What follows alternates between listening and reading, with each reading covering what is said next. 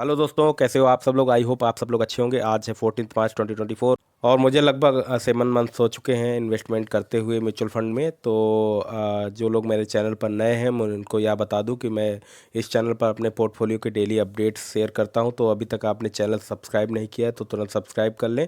तो चलिए देखते हैं आज के पोर्टफोलियो का क्या रिटर्न है। तो दोस्तों, अभी तक मैंने 5,70,322 रुपये इन्वेस्टमेंट किया है और उसका करंट वैल्यू 5,91,352 रुपये। और जो टोटल प्रॉफिट इस पे है 21,030 रुपये, जो कि 3.69% है। और जो एक दिन का चेंज आया है मेरे पोर्टफोलियो में 26,997 रुपये मेरे प्रॉफिट में से घट गए हैं एक दिन में। तो 4.37% प्रॉफिट मेरा एक दिन में घट गया है। तो दोस्तों, ये कल मार्केट काफ़ी गिरी हुई थी इसलिए ये 4.37% कल घटा है प्रॉफिट में से। तो यहाँ पे मैंने क्या किया है दोस्तों, कल मैंने कुछ पैसे इन्वेस्ट भी कर दिए हैं, 25 से 30 हज़ार रुपये लगभग कल मैंने अपने पोर्टफोलियो में इन्वेस्टमेंट किए हैं, क्योंकि मार्केट डाउन जा रही थी इसलिए मैंने सोचा इन्वेस्टमेंट कर दूं तो आगे जाके एनएबी एवरेज होके बहुत अच्छा रिटर्न मिलेगा, इसलिए मैंने इन्वेस्टमेंट कर दिया। तो दोस्तों, जैसे कि मैं हर पोर्टफोलियो में बोलता रहता हूँ, हम लोगों को रेगुलरली इन्वेस्टमेंट करना चाहिए। जब भी मार्केट गिरे तो थोड़ा ज़्यादा इन्वेस्टमेंट कर सकते हैं अगर पैसा आपके पास उस समय हो तो। और एक चीज़ और मैं हमेशा बोलता रहता हूँ, मार्केट जो डाउन जाती तो हम लोगों को डरना नहीं इससे।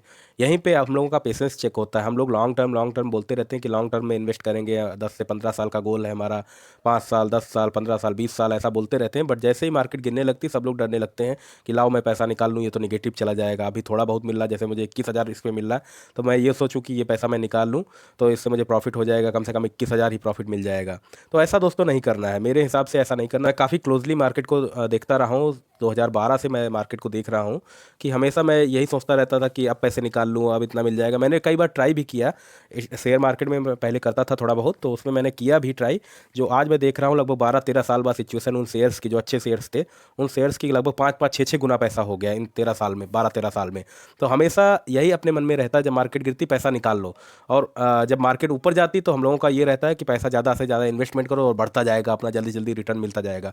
तो ऐसा नहीं करना, करना हम लोगों को बिल्कुल अपोजिट है। जो आपका मन बोलता है कि पैसा निकाल लो, तब आपको रखना है पैसा, तो और ज़्यादा से ज़्यादा इन्वेस्टमेंट करते जाओ, वही आगे जाके आपको अच्छा प्रॉफिट देगा। जब मार्केट काफ़ी बढ़ रही हो तो सावधानी से आप इन्वेस्टमेंट करो, धीरे धीरे इन्वेस्टमेंट करो, ना कि एकदम से लमसम कर दिया, पूरा डाल दिया। वही मैं हमेशा बोलता रहता हूँ, इसीलिए मैं हमेशा बोलता हूँ कि एसआईपी के थ्रू करो। एसआईपी के थ्रू आप अगर पैसा इन्वेस्टमेंट करोगे तो एवरेज आपको एनएबी हो जाएगा। कल मैंने 25 से 30 हज़ार रुपये इन्वेस्टमेंट किया है, जो कल शायद रिफ्लेक्ट होने लगेगा पोर्टफोलियो में। तो एनएबी का जो मेरा एवरेज है वो अच्छा हो जाएगा। और अगर मार्केट और भी आगे गिरती रहेगी तो और ज़्यादा मैं इन्वेस्टमेंट करता रहूँगा। यहीं पे दोस्तों, आप ये भी कर सकते हैं, अगर आप ना इन्वेस्टमेंट करना चाहें मुझे देखकर, या वैसे भी आप ना इन्वेस्टमेंट करना चाहें, देखना चाहते हैं सिर्फ मार्केट कैसे रिटर्न देती है, तो आप मेरे चैनल को सब्सक्राइब कर लीजिए और देखते रहिए मेरी ग्रोथ। डेली के अपडेट्स आप देखिए, कितना रिटर्न होने के बावजूद भी मैंने पैसा नहीं निकाला और मैं इन्वेस्टमेंट करता गया। तो आप फ्यूचर में 5-10 साल बाद अगर मेरा पोर्टफोलियो देखेंगे तब आपको पता चलेगा क्या मैं सही बोलता था, क्या मैं गलत बोलता था। हो सकता है मैं गलत हूँ, लेकिन वो 5-10 साल बाद ही पता चल पाएगा कितना मैं गलत था कितना मैं सही था। बट इस टाइम मैं कंटिन्यूसली इन्वेस्टमेंट करता ही जाऊंगा, बिल्कुल नहीं निकालूंगा। चाहिए मेरा 6 लाख रुपए का 3 लाख रुपए बचे, निगेटिव में 3 लाख चला जाए तब भी कोई दिक्कत नहीं है, मैं इन्वेस्टमेंट करता रहूंगा, इन्वेस्टमेंट नहीं रोकूंगा। रेगुलरली इन्वेस्टमेंट करता रहूंगा और फिर लॉन्ग टर्म में मैं दिखाऊंगा कि क्या इसका अच्छा, ये मैंने जो भी मैंने किया था पास्ट में वो अच्छा किया या नहीं किया। तो इससे आप लोगों को काफ़ी कुछ सीखने को मिलेगा। तो आप अगर चैनल को सिर्फ सब्सक्राइब करके डेली अपडेट्स देखते रहेंगे, इससे भी आपको काफ़ी ज़्यादा सीखने को मिलेगा। आपका कोई रुपये इन्वेस्टमेंट नहीं होगा, लेकिन आपको पूरी नॉलेज यहाँ पे मिलती रहेगी, कैसे कैसे पोर्टफोलियो बढ़ता घटता रहता है, किस सिचुएशन में हमें पैसा इन्वेस्टमेंट करते रहना चाहिए, किस में नहीं करना चाहिए, कितना करना चाहिए, लमसम करना चाहिए, कब कब एसआईपी करना चाहिए। वो सारी लर्निंग्स इस चैनल के थ्रू आपको लगभग आज से 5-10 साल के बाद भी जब देखोगे तो आपको पता चलेगा कहाँ से कैसा हुआ था पास्ट में। तो आप चैनल को तुरंत सब्सक्राइब कर लें अगर अभी तक नहीं सब्सक्राइब किया है। तो दोस्तों, मुझे वीडियोस पर काफ़ी अच्छे कमेंट्स आते हैं, क्वेश्चंस आते हैं, उन क्वेश्चंस को देखते हैं, इन क्वेश्चंस के आंसर्स को मत मिस करना आप लोगों को बहुत कुछ सीखने को मिलेगा। तो चलिए आज देखते हैं, आज अपने पिछले वीडियोस पर क्या क्वेश्चंस आए हैं, कमेंट आए हैं, उनको आंसर करने का ट्राई करेंगे। तो चलिए देखते हैं पहला कमेंट है, I love India to 2018। Hello sir, कल सुबह वीडियो बनाओ, अब कितना बचा है आज की गिरावट के बाद।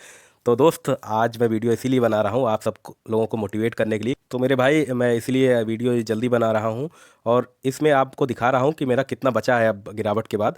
थोड़ा अंदर से अच्छा नहीं लगता है गिरता है जब पोर्टफोलियो, बट इस टाइम मेरा यही है कि जितना भी गिरे उतना ज़्यादा से ज़्यादा इन्वेस्टमेंट मैं करता जाऊँगा। जैसे कि कल मार्केट निगेटिव जा रही थी तो मुझे एक्सपेक्ट था कि आज बहुत ज़्यादा पोर्टफोलियो का मेरा रिटर्न गिर जाएगा, तो मैंने उसी टाइम 25 से 30 हज़ार रुपये इन्वेस्टमेंट कर दिए थे। तो अभी मेरा पोर्टफोलियो मैंने अभी इस वीडियो में दिखा दिया है कितना बचा है गिरावट के बाद। आप इससे देख सकते हैं, लर्निंग ले सकते हैं कि कैसे इन्वेस्टमेंट करना है, कैसे नहीं करना है। अगर आपने इन्वेस्टमेंट नहीं भी किया है तब भी आप चैनल सब्सक्राइब करके मेरे डेली पोर्टफोलियो अपडेट्स देख सकते हैं। हो सकता है फ्यूचर में आपको कुछ सीखने का इससे मौका मिले और आप अच्छे से इन्वेस्टमेंट करें। अगला कमेंट है संजय वाघेला जी का। हेलो, मैं 10,000 लमसम करना चाहता हूँ Aditya Birla Sun Life PSU fund and Parag Parikh flexi cap fund, कैसा रहेगा प्लीज़ रिप्लाई देना भाई। तो बिल्कुल मैं रिप्लाई दे रहा हूँ भाई। पीएसयू फंड का मैं हमेशा से बोलता रहता हूँ, ये साइकिल में रिटर्न देते हैं, 2-3 साल रिटर्न देंगे, 4 साल देंगे, फिर 8-10 साल बिल्कुल रिटर्न नहीं देते हैं। तो इसलिए मैं अगर आपकी जगह होता हूँ तो मैं इनको अवॉइड करूँगा।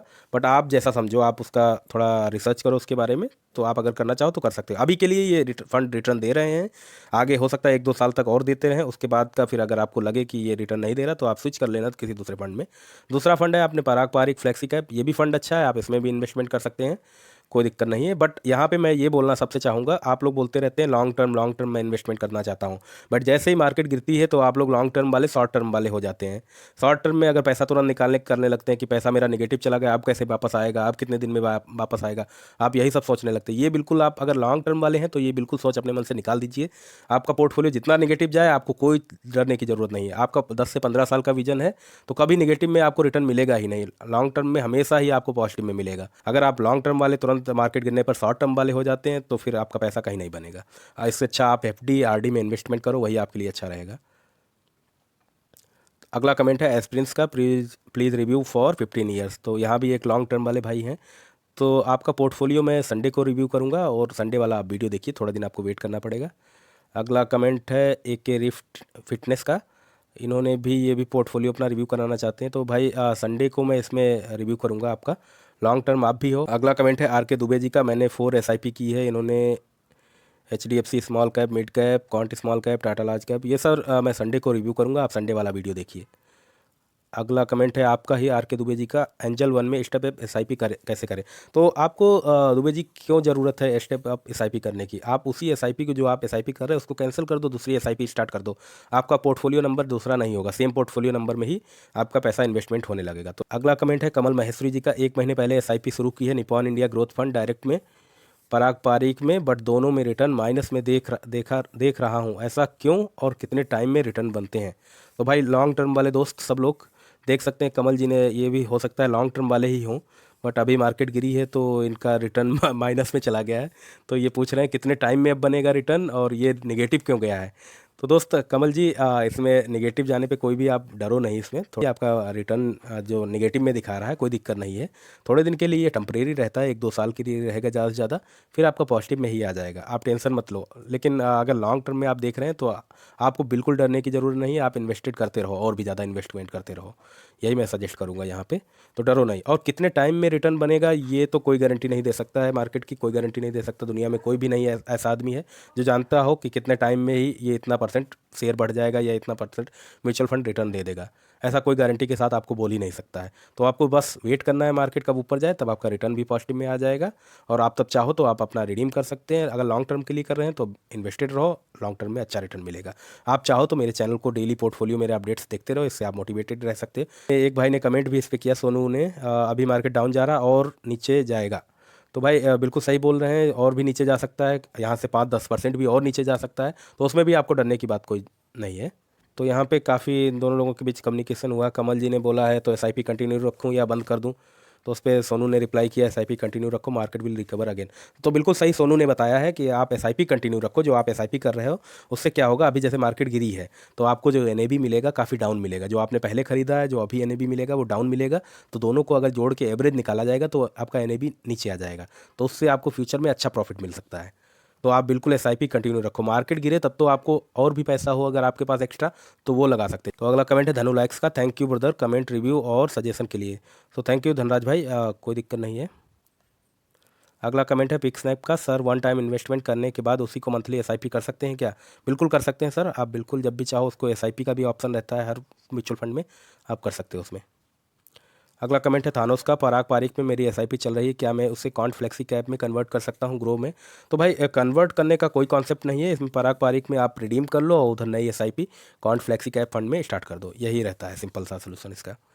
तो रिडीम अगर आपने अभी कुछ ही दिन इन्वेस्ट किया है इसमें पारंपरिक में, तो आप अभी रिडीम मत करना। 1 साल के बाद जब एग्जिट लोड जीरो हो जाए तभी आप रिडीम करना। उससे आपको जो अगर प्रॉफिट भी मिला होगा उस पर भी 10% ही टैक्स देना पड़ेगा, अगर प्रॉफिट आपका 1 लाख रुपये से ज़्यादा हुआ तो।